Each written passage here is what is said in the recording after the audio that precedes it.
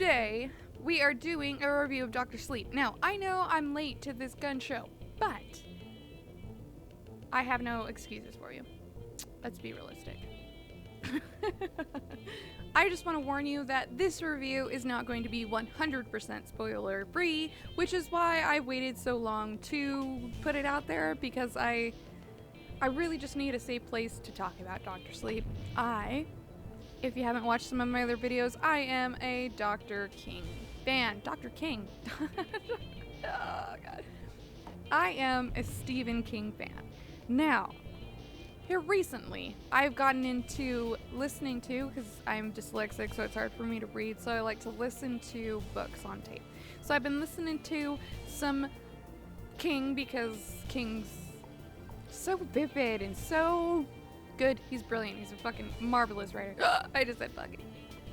With that being said, my favorite of his works so far that I've gotten to listen to is The Shining. And that is because it is so engaging. He just takes you on this roller coaster of imaginary visions and stuff, and it's just cool. He explains the view as they're driving up to the overlook, and it's just fabulous, and the rug being a jungle. It is just so beautiful how it's done. I saw and felt everything. I saw what they saw, I felt what they felt. It was incredible. So my goal was to listen to The Shining and then watch The Shining movie, so I tried that. Well, I succeeded at listening to the book. It was beautiful.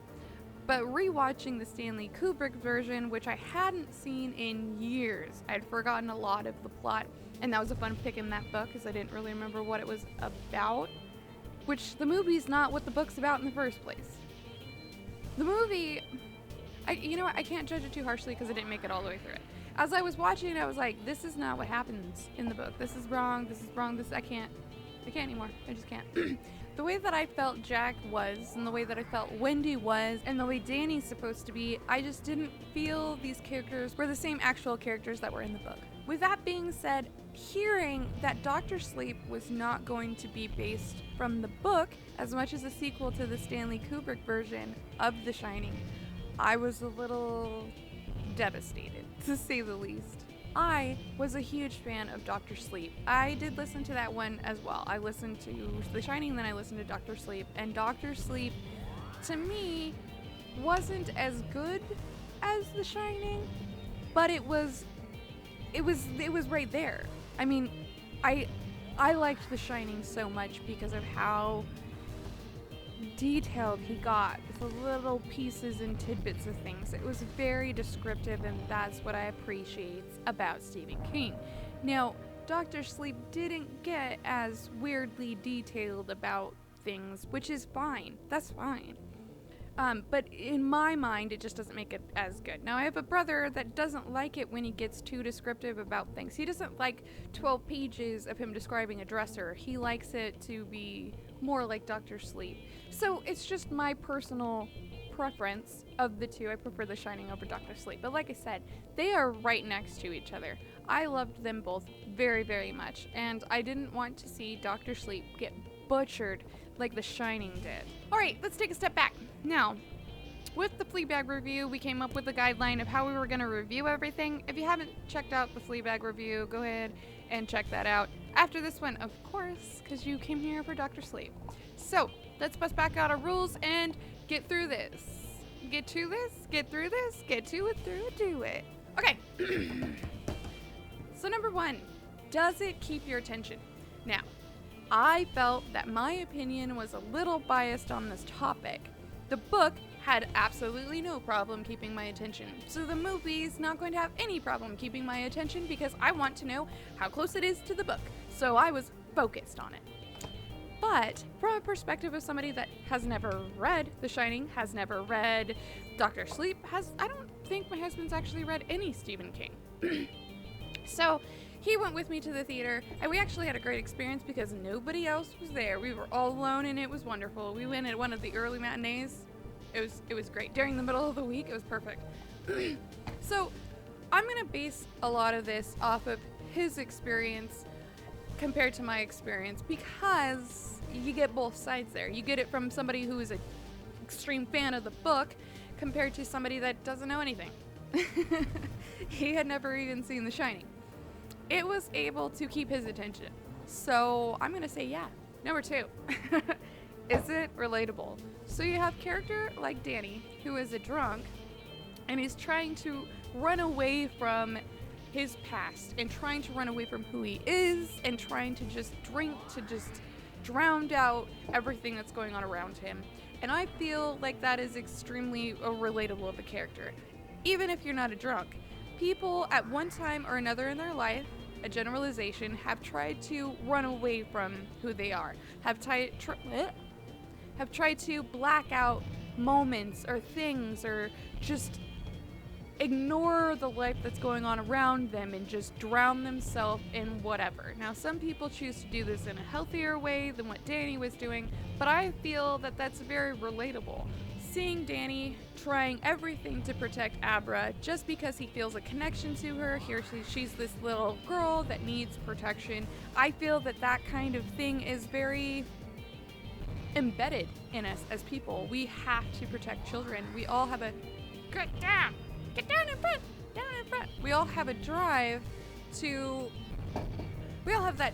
protect the species. So I feel that that also is very relatable. And how Abra is all, I'm a naive kid. I know everything. I'm so powerful. Meh. Shouldn't do that. But you know what I mean. I feel like that is relatable too, because I don't know about you guys, but I thought I knew everything as a kid. I was untouchable. The things I could teach myself now. You know nothing, Dizzy Lizzie. Okay, number 3. Emotional. So I'm still trying to keep this part here as spoiler-free as possible. So, setting a lot aside, the movie is very emotional. The things that the True Knot are doing to children is very scary. So it is a scary movie, but it's not a scary movie. They did a great job. They didn't rely on jump scares. I don't like the scary movies that are constantly like, BAM! Loud music, so I jump.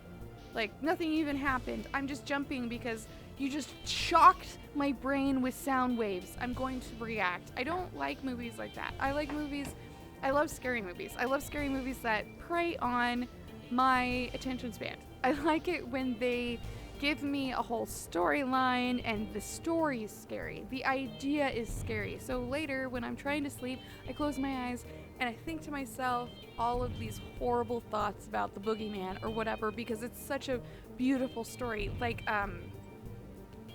The Babadook. The Babadook threw me, although I have to say I didn't really like the movie as much. Why are you talking about the Babadook? If you really think about it, the True Knot are like the Jeffrey Dahmers of this world. It connects with you back to that primitive, we have to protect the children. And then when you get to feel Danny's emotions, the book did a really brilliant job walking us through that, and I understand you gotta cut some time up, but I still feel like I felt for Danny and what he was going through. Number 4, is it well written? So they took a movie and based it off of, debatably, the best writer of our time.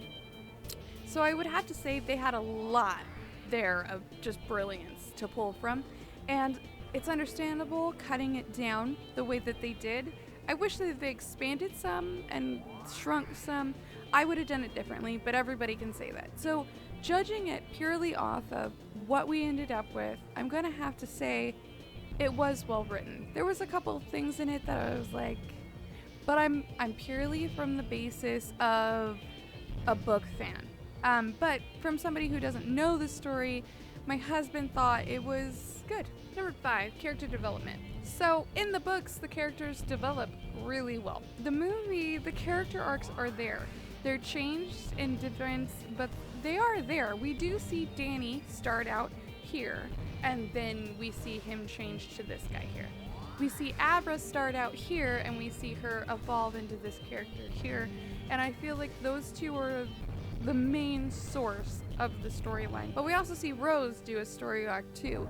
So yeah, the characters do develop, they do transform, they do mold to their environment. Number 6, element of surprise. So this is a fun one because you're basing it off of a king, and king always has surprises. So we have two kinds of surprises here. We have surprises for the book fans because things are changed, but we also have surprises for the people that have never seen it before. The way you think things are going and the way that they go kind of diverts. Unless you're one of those people that are like, I know the ending. Number 7, learning experience. So I can't say that it was like an educational experience, but I did learn that drinking does not solve any of your problems, and confidence goes a long way. So, as you know, morals, I'm gonna give it a yeah. And number 8, that thing. So, that thing is definitely King. King has a very distinct way of doing things, and they did maintain some of that. So they had that thing going for him. The other thing that they have going for him is the shine. The shine is what is by far the most fascinating idea to me, that there are these beings that have a gift in which could easily exist in our world. It's one of those gifts where you either have it or you don't. You can fall in the middle somewhere, but I classify those guys that don't know that they have it to be on the don't have it, while other people know that they have it. It's not something that you would tell people. It's not something that they tell people. So there really could be people with the shine in our world. And there could be the True Knot, sucking the lives out of children. Number 9, acting quality. So, I don't know about you guys, but I've enjoyed watching Ewan McGregor ever since Moulin Rouge. So, having him as your choice for Danny, I think was brilliant. I think he did wonderful. And introducing Kylie Curran as Abra was a great choice. I enjoyed how she portrayed that character. Child actors are the worst. They can be really hard for me to believe them. They just haven't developed that skill of portraying a character. But I think she did fabulous. Overall, I believed a lot of the cast. I believed the main cast. There wasn't anybody in it that pulled me out of it.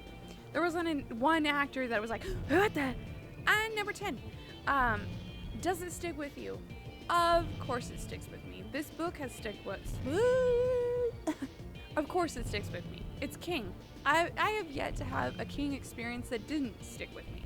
So with that being said, yes, absolutely. If you have not read the book, I think it will stick with you too. I think a lot of the ideas that are in it are that kind of gut-wrenching things. I think a group of people attacking children is just horrifying. So yeah, I think it's good, even if you haven't read the book.